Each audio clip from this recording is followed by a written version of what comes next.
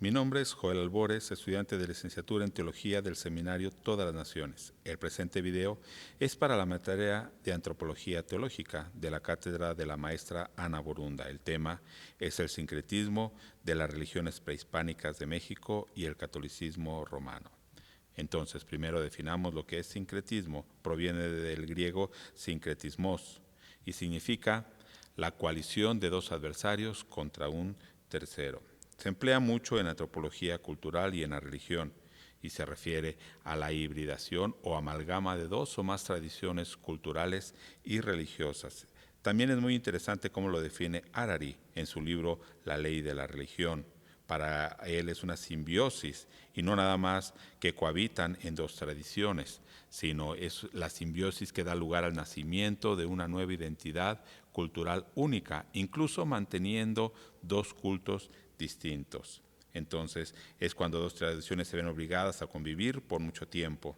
En el sincretismo la asimilación es de ambas partes. Por otro lado también tenemos la culturización, que trata de la imposición de una cultura a otra. Los católicos dicen que hacen respetando a esa cultura. Ellos prefieren utilizar inculturación, que para ellos es la armonización del cristianismo con las culturas de los pueblos. Y esa es la justificante de la Iglesia Católica para este sincretismo. ¿Sí? Dicen estudiar y respetar las culturas, pero más bien es un sincretismo y como un arma predilecta para ellos. Entonces hablaremos de algunas tradiciones que fueron cambiadas de esta manera. El gran señor del agua y del rayo. Según el mito prehispánico, el señor del agua es llamado a reinar hasta que aparezca el dios Sol. Se creía que tenía un ciclo anual y que alcanzaba la madurez y mayor vigor el 24 de junio y dirigía la temporada de lluvia. Seguía envejeciendo hasta el solsticio de invierno, el 24 de diciembre, cuando resurgía, rejuvenecido, comenzaba nuevamente su ciclo. Y era el precursor del dios Sol. Entonces, este gran señor del agua es asimilado en San Juan Bautista, debido al espíritu del agua y como precursor del dios Sol. Juan Bautista se celebra el 24 de junio en el auge de la temporada de lluvia y es el precursor de Cristo. Otra tradición es el espíritu del maíz. Para los totonacas no tenía un nombre, simplemente le llamaban el niño. Pero para los náhuatl del sur de la Sierra de Puebla le dicen Centeopil, que quiere decir el niño del maíz. Decían que este niño había almacenado su milpa y cuando creció el joven la abandonó. Abandonó su granero y dijo que tendría que partir, pero que pronto regresaría con la luz. En realidad dicen que subió al cielo y regresó, pero convertido en el sol. Podemos ver entonces que tiene una relación estrecha con Tonatiuh, el dios del sol. Los prehispánicos entonces lo identificaron con Cristo, su nacimiento, su ascensión y la promesa de que iría al cielo, pero que regresaría. Es interesante entonces que la celebración del nacimiento de Cristo en la religión católica romana se une a la fiesta de la Candelaria, festejada con tamales hechos de maíz. Debemos ver entonces la similitud, no solo la similitud en cuanto a la imagen, sino de la concepción misma de la deidad prehispánica. Otra tradición muy aferrada es el Día de los Muertos entre los náhuatl. Esta celebración no se celebraba en noviembre, sino en el mes de agosto y octubre. Ellos le llamaban Micailhuitontli, que quiere decir fiesta de los muertecitos. Se rendían ofrendas en espacios designados en el interior de las viviendas. Rendían culto a una cruz que era representación del ceiba sagrado y se elaboraban ofrendas en mesas que contenían velas, jícaras, incensarios, hojas de plátano. Nadie las podía tocar porque eran para los difuntos que regresaban y se manifestaban como abejas, mariposas y otros insectos. Entonces, la fiesta católica de todos los santos y fieles difuntos son ritos que se inventaron en Francia en el siglo X por el abad de Cluny. Y la Iglesia Católica entonces adoptó y adaptó esta fiesta a las fiestas de todos los santos y Día de los Fieles Difuntos que se celebran los días 1 y 2 de noviembre. Se le preguntó a un sacerdote si era católico poner en estas fechas un altar de muertos y respondió con un enfático no, si se hace como lo hacían los antiguos mexicas. No obstante, la respuesta cambia a un sí, siempre y cuando le demos a esta conmemoración una connotación auténticamente cristiana. Ahora hablemos de Guadalupe Tonantzin.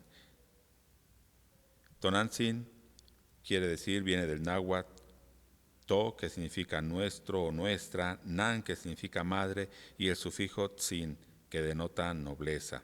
Esta diosa prehispánica se identificaba con la tierra y el significado literal es nuestra madre. Ellos le llamaban nuestra madrecita venerada. Es una deidad que se adoraba en diferentes culturas prehispánicas, aunque con diferentes nombres. Era adorada en el cerro del Tepeyac. De hecho, venían de diferentes lugares a adorarla en este cerro.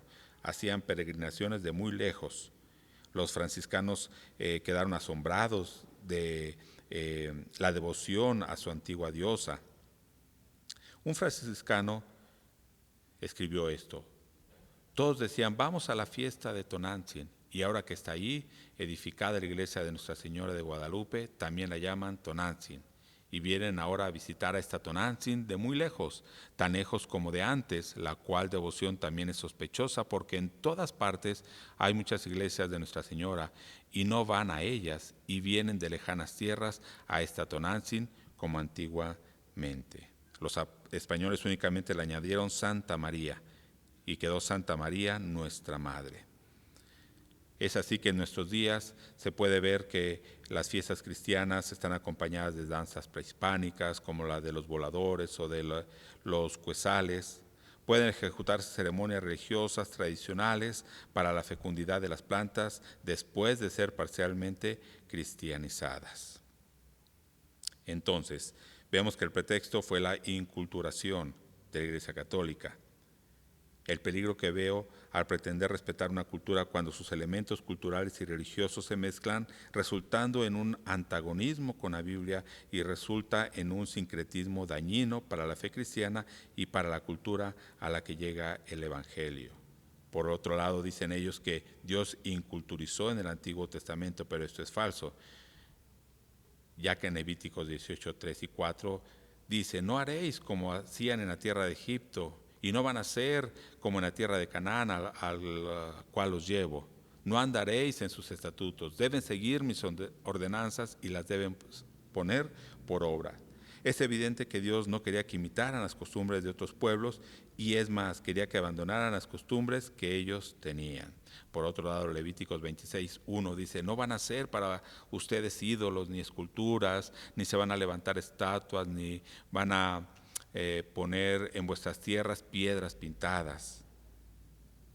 Además, recordemos que cuando surgieron los samaritanos, la característica principal era el sincretismo, lo cual Dios reprobaba. Dice 2 Reyes 17:32 que temían a Jehová, pero honraban a sus dioses, según la costumbre de las naciones donde habían sido trasladados. Y termina diciendo en el verso 34, hasta hoy hacen como antes, ni temen a Jehová, ni guardan sus estatutos, ni sus ordenanzas. Debemos considerar entonces los peligros de la inculturación cuando no somos fieles a la palabra de Dios y al Evangelio, y pensamos que han recibido a Jesucristo cuando en realidad no han abandonado a sus dioses. No olvidemos el Shema. Oye Israel, Jehová nuestro Dios, Jehová uno es. Y en Nueva Traducción Viviente, escucha Israel, el Señor es nuestro Dios, solamente Él es Señor. Gracias.